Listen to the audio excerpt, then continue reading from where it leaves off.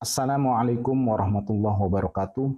Salam sejahtera bagi kita semua. Semoga Allah Subhanahu wa taala selalu memberikan kesehatan bagi kita semua. Salam merdeka belajar. Perkenalkan, nama saya Muhammad Jumaidi Sapwal. Saya merupakan salah satu dosen pada program studi ilmu keperawatan di Istikes Hamzar Lombok Timur, Provinsi Nusa Tenggara Barat, sejak tahun 2018 sampai saat ini. Home base saya ada pada profesi nurse dengan NIDN saya 0819058901.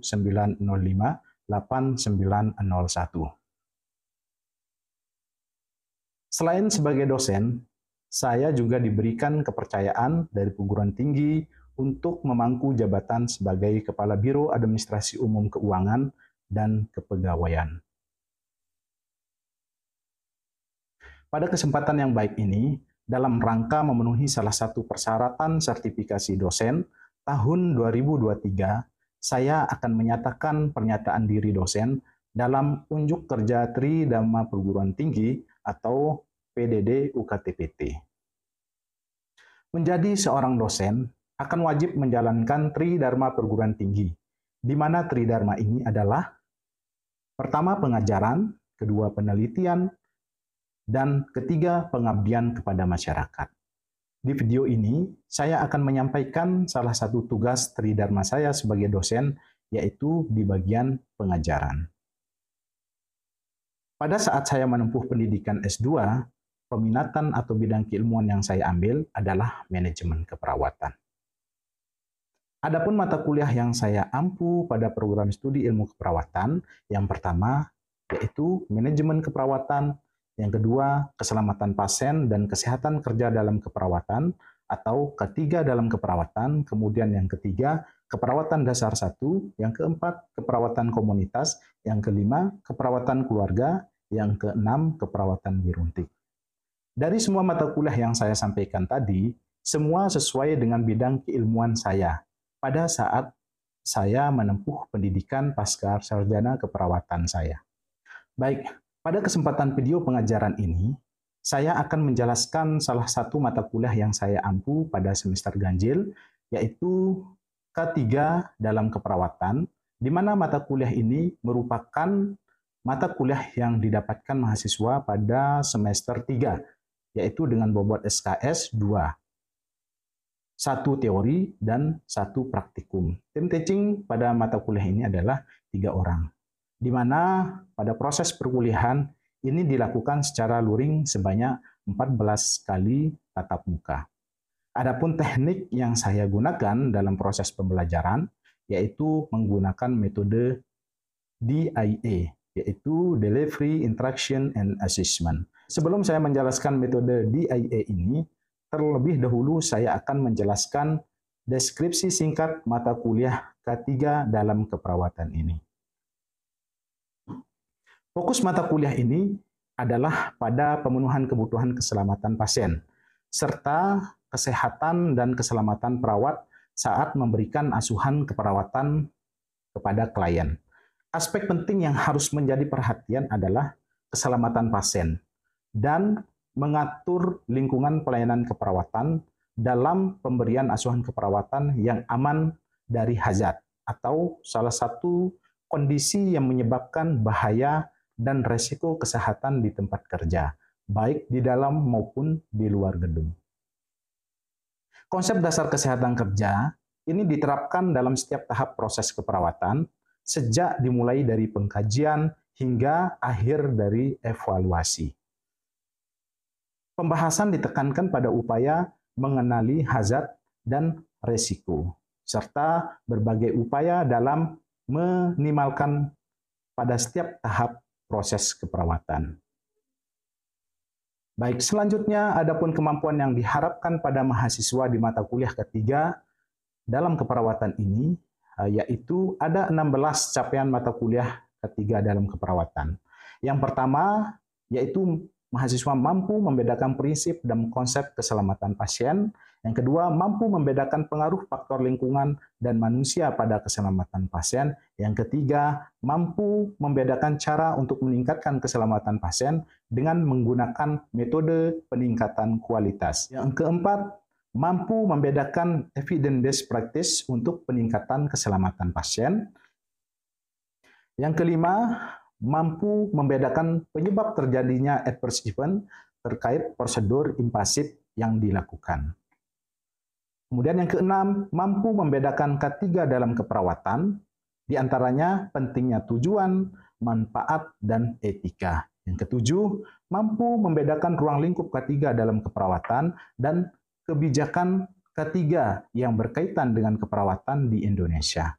Yang kedelapan, yaitu mampu membedakan konsep dasar K3, di antaranya sehat, kesehatan kerja, resiko dan hazard dalam pemberian asuhan keperawatan, di antaranya yaitu somatik, perilaku, lingkungan, ergonomik, pengorganisasian pekerjaan, dan budaya kerja. Yang kesembilan yaitu mampu membedakan risiko dan hazard dalam proses keperawatan. Di antaranya yaitu ada pengkajian, perencanaan, implementasi, evaluasi asuhan keperawatan. Dan evaluasi asuhan keperawatan. Yang ke-10 yaitu mampu mengidentifikasi, mengenali, dan berespon terhadap adverse event atau kejadian yang tidak diharapkan. Yang ke-11 mampu mengidentifikasi penggunaan teknologi dalam peningkatan keselamatan pasien. Yang ke-12 mampu mengidentifikasi penyakit akibat kerja pada perawat seperti penyakit menular dan tidak menular. Yang ke-13 yaitu mampu mengidentifikasi penyakit atau cedera akibat kecelakaan. Yang ke-14 mampu menjelaskan manajemen risiko dalam keselamatan pasien. Yang ke-15 mampu mengidentifikasi peran kerja tim untuk keselamatan pasien. Yang ke-16 mampu mengidentifikasi peran pasien dan keluarga sebagai partner di pelayanan kesehatan untuk mencegah terjadinya bahaya dan adverse event. Selanjutnya, saya akan jelaskan metode uraian teknik pembelajaran menggunakan DIA, yaitu Delivery, Interaction, and Assessment.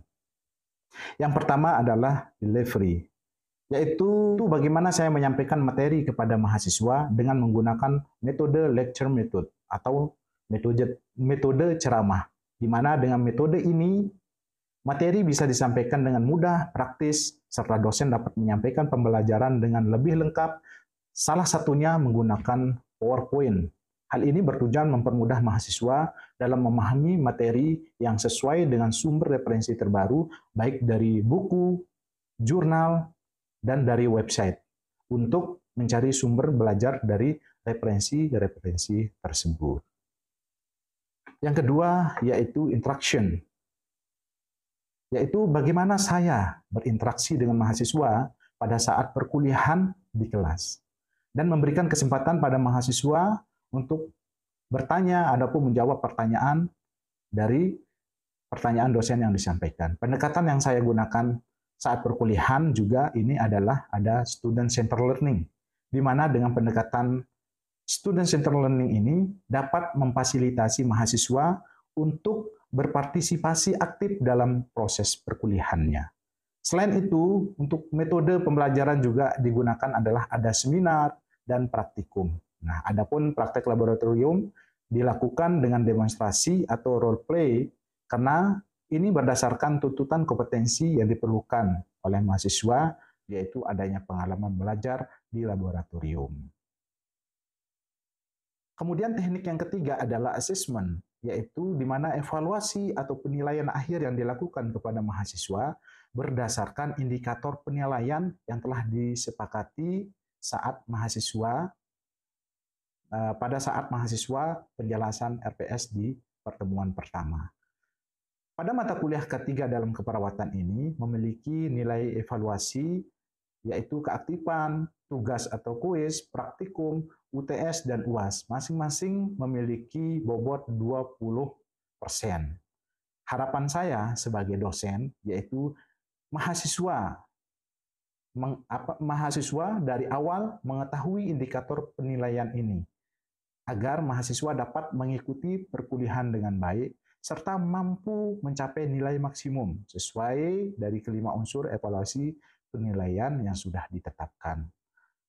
Baik, berikut adalah video proses belajar yang saya lakukan pada mata kuliah K3 dalam keperawatan. Selamat menyaksikan. Terima kasih. Bismillahirrahmanirrahim. Assalamualaikum warahmatullahi wabarakatuh. Waalaikumsalam warahmatullahi wabarakatuh. Selamat pagi. Apa kabar semuanya?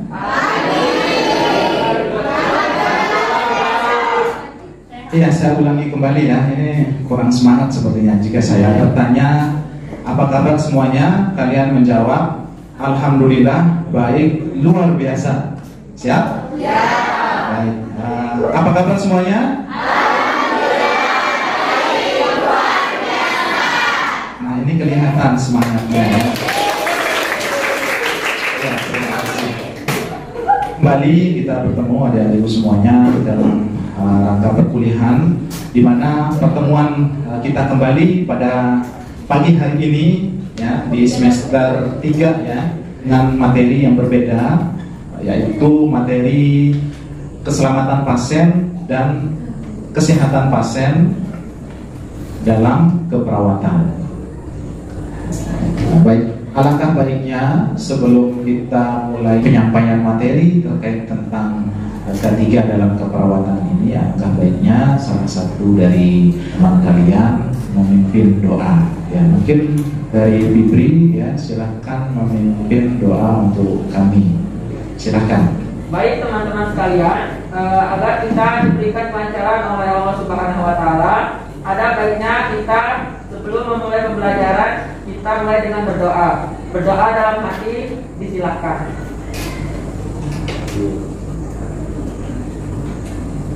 Berdoa selesai. Baik, terima kasih Bri sudah memimpin teman-temannya untuk berdoa. Jangan lupa absen ya, silakan dijalankan. Ya, adik-adik semua, apakah sudah mendengar tentang K3 dalam keperawatan? Belum. Ya, ini baru pertama kali ya, berarti untuk mata kuliah K3 dalam keperawatan. Ada yang bisa menjelaskan apa itu K3 dalam keperawatan? Tidak ada ya, baik. Jika tidak ada, saya akan jelaskan apa itu sih K3 dalam keperawatan. Ya. Nah, jadi K3 yaitu dalam keperawatan ini memiliki singkatan keselamatan pasien dan keselamatan kesehatan kerja dalam keperawatan. Karena ada K3 secara umum ya.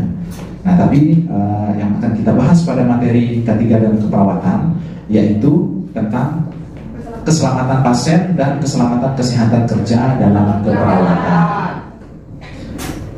Baik, adapun materi yang diharapkan bisa dipahami oleh adik-adik semua setelah di materi ini saya sampaikan, yaitu adik-adik mampu menjelaskan pengertian dari pasien safety ya, untuk keselamatan pasien, kemudian menjelaskan tujuan keselamatan pasien, menjelaskan sasaran keselamatan pasien, menjelaskan standar dan prinsip pasien safety, menjelaskan insiden pasien safety, menjelaskan faktor risiko jatuh, menjelaskan solusi pasien safety, dan yang terakhir mampu membuat intervensi pencegahan pasien jatuh.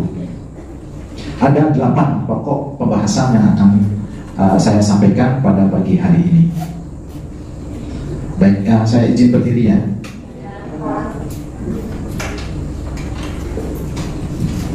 Ya, jadi definisi dari konsep keselamatan pasien atau pasien safety yaitu secara mendasar ya diartikan sebagai freedom from accidental injury ya oleh Institute of Medication atau IOM ya.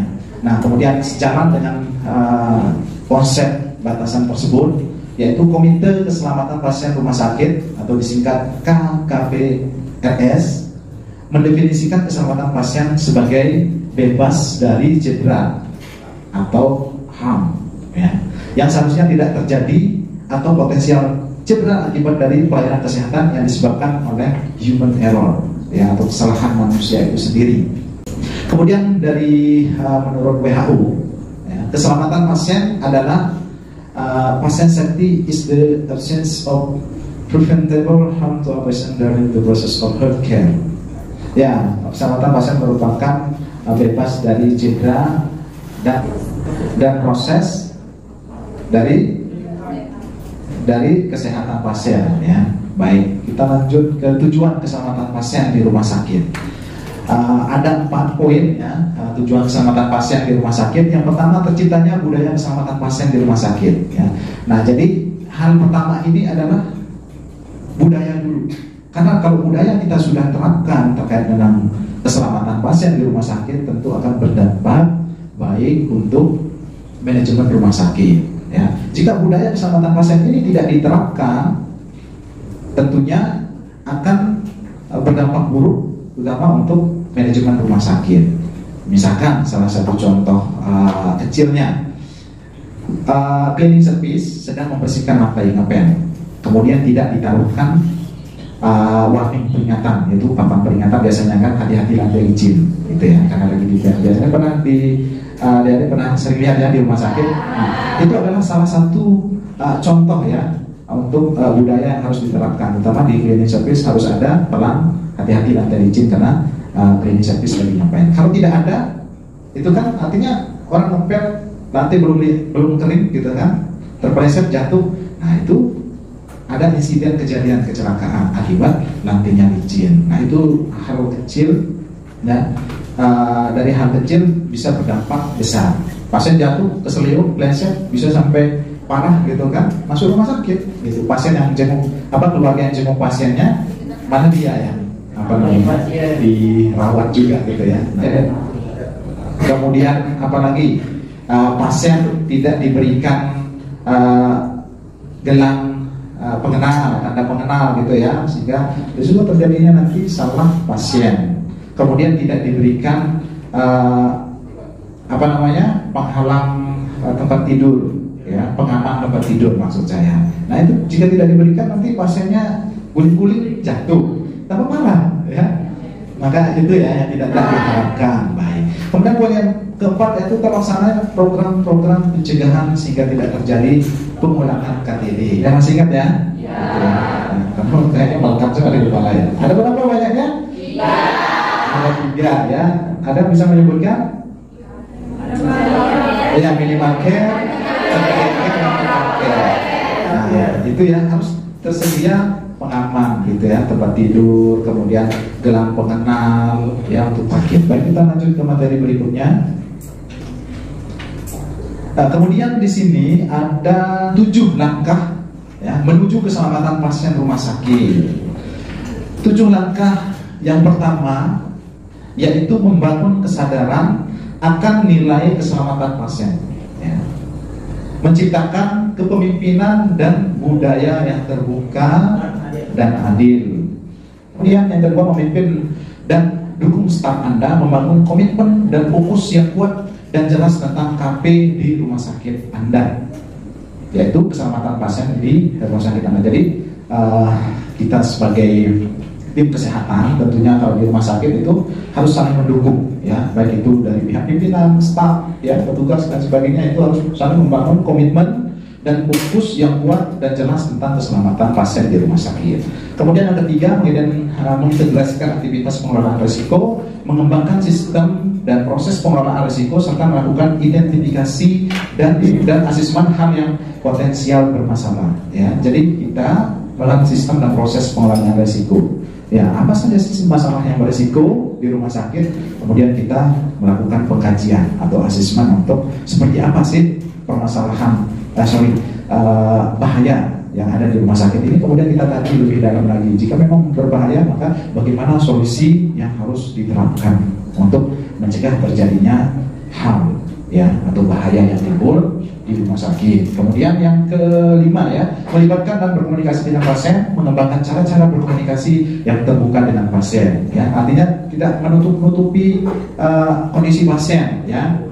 Jadi kita harus sampaikan apa yang dialami oleh pasien gitu, dan pasien pun diusahakan pasien itu terbuka kepada kita ya. Jangan sampai pasien itu menutupi kondisinya juga ya. Nah, itu akan berdampak pada keselamatan pasien. Kembali lagi ke kesadaran, membangun kesadaran untuk keselamatan diri. Kemudian melakukan kegiatan belajar dan berbagai pengalaman tentang keselamatan pasien, mendorong staf untuk melakukan analisis akar masalah untuk belajar bagaimana dan mengapa kejadian itu timbul. Ya, jadi harus menggali ya dan atau menganalisis akar masalah dari kejadian tersebut. Misalkan banyak pasien sering jatuh di tempat tidur diakibatkan oleh apa? Nah, misalkan karena tidak ada pengaman tempat tidur. Nah, itu harus diperbaiki atau diganti. Jika memang tempat tidur itu tidak layak, harus diganti, gitu ya. Nah, itu dianalisis terus, dilihat apa sih di rumah sakit itu yang memicu bahaya, gitu ya. Ini untuk sasaran keselamatan pasien ada 6 ya, ada 6 SKP ya, sesuai dengan Kemenkes RI 2017 yang harus diberlakukan ya di Indonesia. Yang pertama SKP 1, mengidentifikasi pasien dengan benar ya. Kemudian yang kedua SKP 2, meningkatkan komunikasi yang efektif. Kemudian yang ketiga, meningkatkan keamanan obat-obatan yang harus diwaspadai.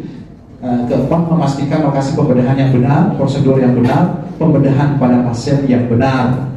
Kemudian yang kelima, mengurangi resiko infeksi akibat perawatan kesehatan. Dan yang terakhir keenam adalah mengurangi resiko cedera pasien akibat terjatuh. Nah, ini adalah sasaran keselamatan penting yang wajib sekali diterapkan di rumah sakit ya. Ini aturan yang harus diterapkan di rumah sakit. Baik, kemudian slide berikutnya. Adapun menurut Permenkes RI ya nomor 11 tahun 2017 tentang keselamatan pasien. Standar keselamatan pasien tersebut terdiri dari 7 standar ya. Jadi keselamatan pasien itu terdiri dari ada 7 standar. Yang pertama yaitu ada hak pasien di sana ya. Kemudian pendidikan bagi pasien dan keluarga atau edukasi yang kita berikan terkait tentang keselamatan pasien ya. Kemudian keselamatan pasien dalam kesinambungan pelayanan. Selama pelayanan pasien memahami ya apa tindakan yang diberikan. Ya, jangan sampai sekarang mau diberikan injeksi ya. Nah, pasien tidak diberikan, disuntik di mana? Tidak disampaikan oleh perawatnya. Kemudian selanjutnya yaitu penggunaan metode peningkatan kinerja untuk melakukan evaluasi dan peningkatan keselamatan pasien. Kemudian peran kepemimpinan dalam meningkatkan keselamatan pasien, pendidikan bagi staf tentang keselamatan pasien. Jadi staf karyawan di rumah sakit itu harus diberikan pendidikan ya untuk tentang keselamatan pasien ini, supaya semua karyawan di rumah sakit itu dipastikan sudah memahami bagaimana cara untuk mencegah terjadinya kecelakaan pada pasien. Pengkajian dan intervensi risiko jatuh ada 2, yaitu ada untuk pengajian jatuh pada orang dewasa dan anak. Yaitu yang pertama Moskwa Scale, yaitu MVS. Moskwa Scale digunakan untuk mengkaji risiko jatuh. Jadi dikembangkan oleh Morse di Alberta pada Kanada pada tahun 1985 ya. Kemudian di Dumpty Scale, yaitu mengaji risiko jatuh yang digunakan pada anak ya. Ini adalah intervensi yang bisa digunakan pada risiko jatuh dewasa dan anak-anak. Kemudian intervensi yang harus diperhatikan yaitu ada 2, intervensi risiko yang paling rendah dulu, kemudian sampai intervensi sedang dan tinggi. Nah, itu adalah intervensi yang harus diperhatikan ya untuk kita melakukan pengkajian risiko jatuh menggunakan Morse Scale dan Humpty Dumpty ya pada risiko jatuh pada dewasa dan anak-anak. Nah, silakan nanti adik-adik dipelajari materinya, silakan materi-materi yang sudah saya sampaikan silakan mencari referensi kembali untuk memperdalam kembali ya. Ini saya akan evaluasi ya dari pembelajaran pagi hari ini.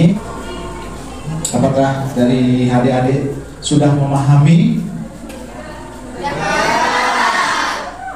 Pertanyaan pada kalian untuk mengevaluasi sejauh mana pemahaman kalian selama saya memberikan materi tentang K3 dalam keperawatan ini.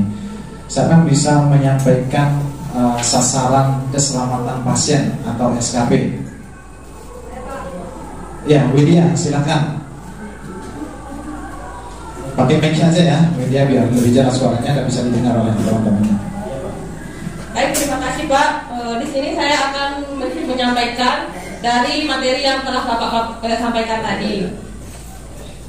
Dari materi yang sudah Bapak sampaikan tadi, kita menyebutkan beberapa yang bisa saya tangkap tadi, yaitu pertama, mengidentifikasi pasien dengan benar, kedua, meningkatkan komunikasi yang efektif, kemudian mengurangi resiko infeksi akibat perawatan kesehatan. Kita aja tahu. Ya, tepuk tangan buat temannya Widya. Ya, ada lagi yang menambahkan tadi cuma 3 ya disampaikan ya. Ya, mungkin ada yang menambahkan 3 lagi. Ada? Silakan angkat tangan. Ya, Bipri, silakan melengkapi jawaban dari temannya Widya. Silakan berdiri ya. Baik, saya akan menambahkan kekurangan jawaban dari Kak Widya tadi. Ada 3 yang saya akan tambahkan. Yang pertama, memastikan lokasi pembedahan yang benar, prosedur yang benar, serta pembedahan pada pasien yang benar. Selanjutnya, mengurangi risiko infeksi akibat perawatan kesehatan. Dan yang terakhir adalah mengurangi risiko cedera pasien akibat terjatuh. Sekian. Silakan tepuk tangan. Terima kasih Bipri ya, sudah lengkap. Ada berapa banyak solusi? Ya, baik, selanjutnya satu lagi saya pengen evaluasi. Ada berapa banyak insiden pasien safety atau keselamatan pasien? Ada berapa banyak? Ada 6 ya. Mungkin ada yang mewakili temannya untuk menyampaikan. Ya, Sandri silakan mewakili teman-temannya. Berdiri ya.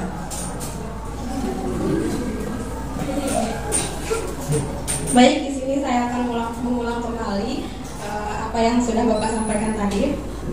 Ada 6 insiden tentang keselamatan pasien, yaitu 1. Kejadian tidak diharapkan atau KTD. Yang kedua, kejadian nyaris cedera atau KNC. Yang ketiga, kejadian tidak cedera atau KTC. Yang keempat, kondisi potensial cedera atau KPC. Yang kelima, kejadian sentinel KTD. Yang keenam, pelaporan insiden keselamatan pasien. Itu saja ya, karena ya. Terima kasih Sari sudah mewakili temannya untuk menjawab. Yang lain ada yang mau menjawab, menambahkan? Sudah lengkap ya? Ya, artinya sudah bisa dipahami ya apa yang sudah saya sampaikan. Ya, terima kasih.